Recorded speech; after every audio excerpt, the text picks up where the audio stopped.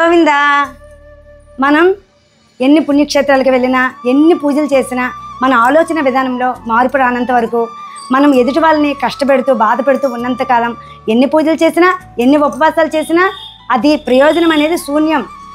ఎందుకంటే దీనికి ఒక్క చక్కనైన ఉదాహరణ నేను చెప్తాను. ఒకసారి ధర్మరాజు తీర్థయాత్రలకి పుణ్య నదీ నదాలలో స్నానం చేయాలని నిర్ణయించుకుని కృష్ణుడికి చెప్తారు, స్వామి నేను ఇలా పుణ్యక్షేత్రాలకు వెళ్తాను, పుణ్య నదుల్లో స్నానం చేస్తానని.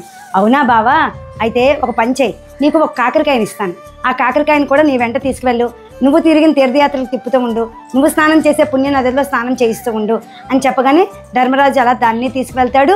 తన పుణ్యక్షేత్రాలు తీర్థయాత్రలు అయ్యాక కృష్ణ పరమాత్మకి అందిస్తాడు. అయితే బావా దీన్ని చక్కగా కూర చేసి వంట చేసి నాకు పెట్టు అని చెప్తాడు కృష్ణుడు. ధర్మరాజు ఏం చేస్తాడు, వంట చేయించి కృష్ణ పరమాత్మకి ఆ కూరని వడ్డించమని చెప్తాడు వంట మనిషికి. తిన్నాక కృష్ణుడు ఏమంటాడు, బావా ఇదేంటి చేదుగా ఉంది అని అంటాడు. ధర్మరాజు అంటాడు, అది కాకరకాయ బావా, చేదుగా ఉండకపోతే తీపిగా ఎలా ఉంటుంది అని అంటారు. అయితే మరి ఇన్ని పుణ్యక్షేత్రాల్లో తిరిగావు, తిప్పావు, ఇన్ని పుణ్య నదుల్లో స్నానం చేయించావు, మరి ఇది చేదుదనం పోగొట్టుకోవాలి కదా అంటే అది ఎలా పోగొట్టుకుంటుంది, దాని గుణం అది పోగొట్టుకోదు కదా అని చెప్తాడు ధర్మరాజు. అలాగే మనిషి తన గుణాన్ని ఎప్పటిదాకా విడిచిపెట్టుకోడో అంతవరకు ఎన్ని నదుల్లోకి వెళ్ళినా ఎన్ని పూజలు చేసినా ఎన్ని హోమాలు చేసినా అది వ్యర్థము అనేది మనం తెలుసుకోవాలి. అందుకే మనం ఎదుటి వాళ్ళని ప్రేమించాలి, ఎదుటి వాళ్ళని ద్వేషించకుండా దూషించకుండా ఉన్నప్పుడు దానికి మించిన పూజ, దానికి మించిన పుణ్య నది స్నానం అనేది ఇంకొకటి లేదు. జై గోవిందా.